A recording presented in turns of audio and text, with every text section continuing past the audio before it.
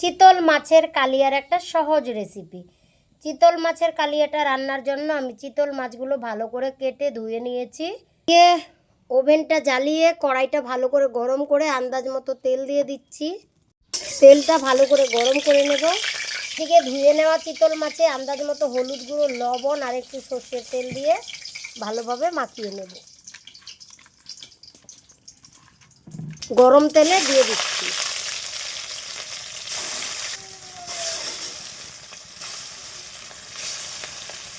Minute 3 পরে মাছগুলোকে প্রথমবার উল্টে দিচ্ছি। এখন একটু পরে পরে মাছগুলোকে উল্টে পাল্টে দুই দিকে একদম লাল লাল করে ভেজে নেব। মাছ ভাজার সময় অবশ্যই উনুন বা ওভেনের আঁচটাকে মিডিয়াম থেকে একটু কমিয়ে ভাজতে হবে, তাহলে মাছগুলো খুব সুন্দরভাবে ভাজা হবে। কালিয়ার মাছটা যত সুন্দর ভাজা হবে ততই কিন্তু কালিয়াটা খেতে ভালো লাগবে।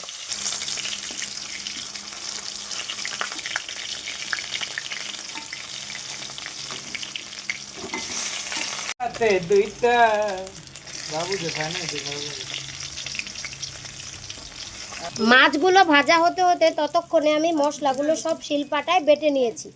মশলার মধ্যে নিয়েছি মিডিয়াম সাইজের একটা পেঁয়াজ বাটা, অল্প একটু আদা বাটা, জিরা আর রাঁধুনি মশলা বাটা, অল্প একটু কিচেন কিং মশলা, এটা যে কোনো মুদির দোকানেই পেয়ে যাবে। একটা টমেটো ছোট করে কেটে নিয়েছি, 2টা রসুন বাটা, মিডিয়াম সাইজের একটা পেঁয়াজ কুচি, আন্দাজ মতো কাঁচা লঙ্কা বাটা। যেই মাছগুলো এরকম দুদিকে লাল লাল করে ভাজা হয়ে গেছে, এই যে দেখো, এগুলো নামিয়ে নিচ্ছি। একদম এরকম লাল লাল করে ভেজে নিতে হবে। ভাজা হয়নি সেগুলোকে আবারও 2 পিঠ উল্টে পাল্টে লাল লাল করে ভেজে নেব। সবগুলো মাছ আমার একদম লাল লাল করে ভাজা হয়ে গেছে, নামিয়ে নিচ্ছি। মাছ ভাজার পরে যে তেল আছে সেই তেলেই দিয়ে দিচ্ছি মিডিয়াম সাইজের একটা পেঁয়াজ কুচি। পেঁয়াজটাকে বাদামি বর্ণের করে ভেজে নেব। একটুখানি গোটা সাদা জিরা দিয়ে দিচ্ছি। সব মশলাগুলো দিয়ে দিচ্ছি। আমি রান্নাটা কাঁচা লঙ্কা দিয়েই করছি, তোমরা চাইলে লাল লঙ্কা দিয়েও করতে পারো। শিলপাটা ধোয়া জলটা দিয়ে দিচ্ছি। একটু লবণ দিয়ে দিচ্ছি। মাছ ভাজার সময় লবণ দিয়েছি, সেই জন্য বেশি লবণ লাগবে না। সামান্য একটু চিনি দিচ্ছি, 1 চা চামচ পরিমাণ। মশলাটাকে নেড়ে চেড়ে খুব ভালোভাবে কষিয়ে নেব। যতক্ষণ না তেল মশলাটা আলাদা হয়ে যায় ঠিক ততক্ষণ এইভাবেই নেড়ে চেড়ে কষিয়ে নেব। তোমরা চাইলে এর সাথে একটু কাশ্মীরি লাল লঙ্কার গুঁড়োও দিতে পারো। কালিয়ার মশলাটা যত ভালো কষানো হবে খেতে ততই ভালো হবে। মশলাটা কষাতে কষাতে দেখো একদম চিপচিপ করে তেল বেরোচ্ছে। এখন একটুখানি কালো জিরা দিয়ে দিচ্ছি।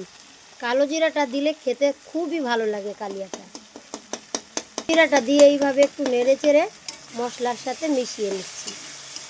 এরকম যখন সাইড দিয়ে চিপচিপ করে তেল বেরোবে তখন বুঝতে হবে মশলাটা কষানো হয়ে গেছে। এবার আন্দাজ মতো জল দিয়ে দিচ্ছি।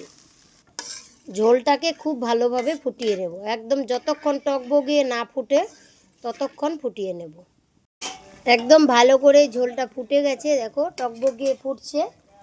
এখন 1 চা চামচ পরিমাণ গরম মশলার গুঁড়ো দিয়ে দিচ্ছি। নেড়ে চেড়ে আরেকটু সময়ের জন্য ফুটিয়ে নেব। এরকম যখন একদম টকবগিয়ে ফুটছে তখন ভেজে রাখা মাছগুলো দিয়ে দিচ্ছি। ওভেনের আঁচ হাইতে রেখে যতক্ষণ না গ্রেভিটা একদম গামাখা হয়ে যায় ঠিক ততক্ষণ রান্না করব। মাঝখানে একবার অবশ্যই নেড়ে দেব।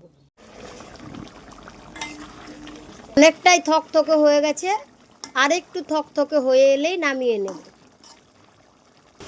এরকম যখন একদম থকথকে হয়ে যাবে, এই যে দেখো একদম থকথকে হয়ে গেছে, টুকটুক করে ফুটছে, গ্রেভিটাও একদম গামাখা হয়ে গেছে, ঠিক এই অবস্থায় নামিয়ে নেব। কালিয়া রান্না আমার একদম কমপ্লিট। এখন শুধু নামিয়ে পরিবেশনের পালা। চিতল মাছের কালিয়া রান্না আমার একদম কমপ্লিট, এখন শুধু পরিবেশনের পালা। অবশ্যই রেসিপিটি ফলো করে বাড়িতে ট্রাই করো, খেতে কিন্তু দারুণ টেস্টি হয়। তোমাদের কাছে যদি ভালো লাগে তাহলে চ্যানেলটাকে সাবস্ক্রাইব করে পাশে থেকে নতুন ভিডিও পেতে উৎসাহিত করো। দেখা হচ্ছে পরের রেসিপিতে, ততক্ষণের জন্য টাটা।